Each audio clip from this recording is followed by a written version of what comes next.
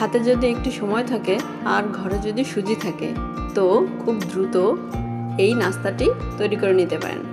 আসসালামু আলাইকুম, আশা করছি সকলে ভালো আছেন।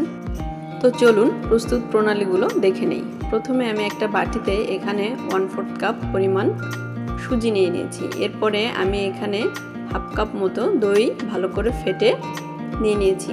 এরপর সামান্য করে একটু করে পানি দিয়ে একটু লবণ দিয়ে ভালো করে একটা ব্যাটার তৈরি করতে হবে। ব্যাটারটা খুব বেশি পাতলা না বা খুব বেশি গাঢ় না, এই যে ঠিক এরকম অল্প অল্প করে পানি দিবেন, বেশি একবারে দিলে হয়তো বেশি হয়ে যাবে। তো এই যে এরকম একটা পাতলা ব্যাটার, থকথকা একটা ব্যাটার তৈরি করে নিতে হবে। এরপর ব্যাটারটা যখন তৈরি হয়ে যাবে তো এটাকে ঢাকনা দিয়ে ঢেকে 15 থেকে 20 মিনিটের জন্য রেস্টে রেখে দিতে হবে। আমি 15-20 মিনিট পরে আবার ফিরে এসেছি। এই যে দেখুন ব্যাটারটা এরকম সুজিগুলো ফুলে উঠেছে।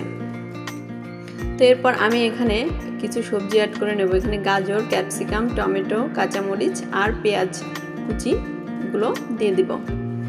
দিয়ে এরপর আমি এখানে কিছু শুকনা মশলা দিয়ে দিব। এখানে জিরার গুঁড়া, ধনিয়া গুঁড়া, গরম মশলা গুঁড়া, লবণ পরিমাণ মতো আর হাফ চামচ দিয়েছি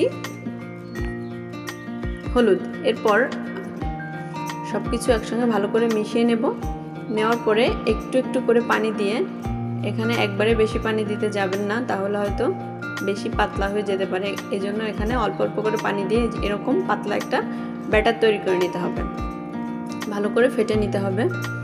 এবার পরবর্তী প্রসেস, এখানে ফ্রাই প্যানে একটু তেল দিয়ে ভালো করে ছাড়িয়ে নিব।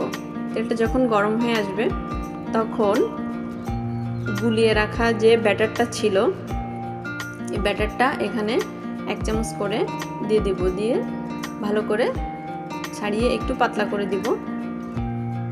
দেওয়া হয়ে গেলে যখন এরকম উপর পাটটা শুকনো হয়ে আসবে তখন একটু তেল দিয়ে দিতে হবে উপর থেকে, দিয়ে ভালো করে উল্টে দিতে হবে। এবার উল্টে পাল্টে ভেজে নিলে হয়ে যাবে মজাদার এই নাস্তাটি, সুজির পরোটা।